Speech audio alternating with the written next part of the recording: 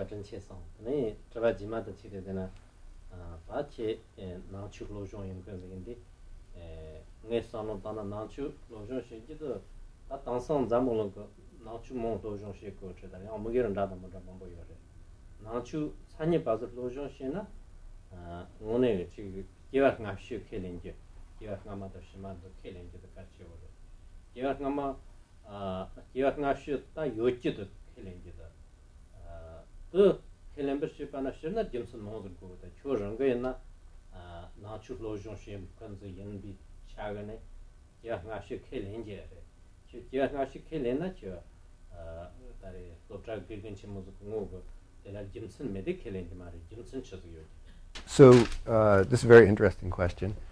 I think there, in a way, there are two different questions within this that it's important to distinguish.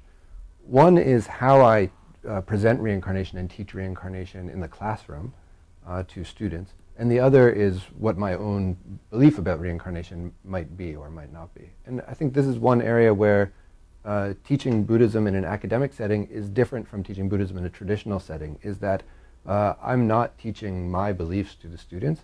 I try to present the tradition in as accurate and complete, thorough manner as possible, but not as a representation of my own beliefs, but in what we find in the texts and practices of the traditions that we study. So it's important, I think, to distinguish those two. So in terms of teaching in the classroom, there I try to explain to the students that it doesn't matter if they believe in reincarnation or do not believe in reincarnation. That is irrelevant to what we do in the classroom. However, in order to understand Buddhist traditions, it's necessary to be able to imagine a world in which reincarnation is true, in which that is a fact.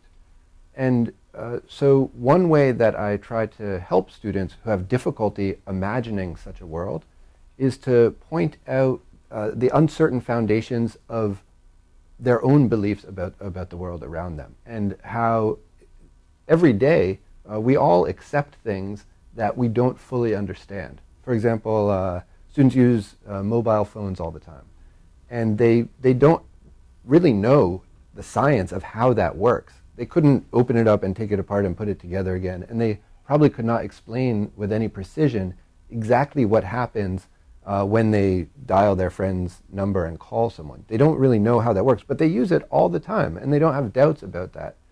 And I try to explain that for many Buddhists historically throughout the world, they might not know every detail about the Abhidharma theory of exactly how reincarnation works.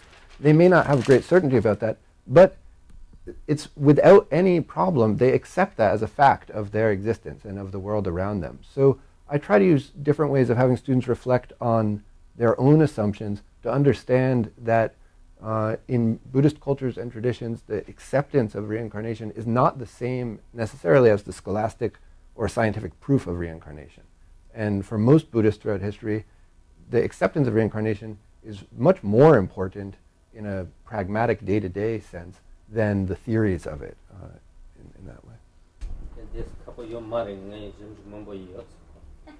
It's not hard to scientifically prove reincarnation. I have a lot of scientific evidence because I've done a lot of research.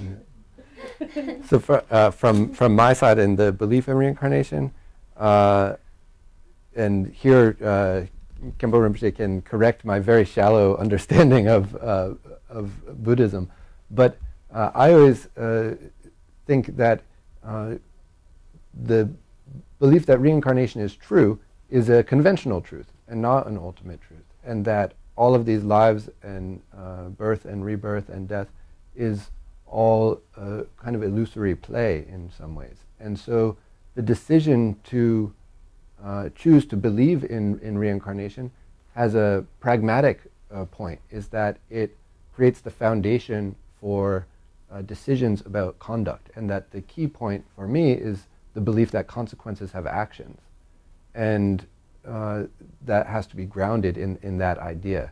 And so whether or not there's scientific proof or not, and I know Khenpo Rinpoche feels strongly about the scientific evidence, but for me what's more important is does the belief in reincarnation lead to more compassionate conduct and less suffering for beings? And if yes, then I accept that belief on the conventional level, and that's my sense of that.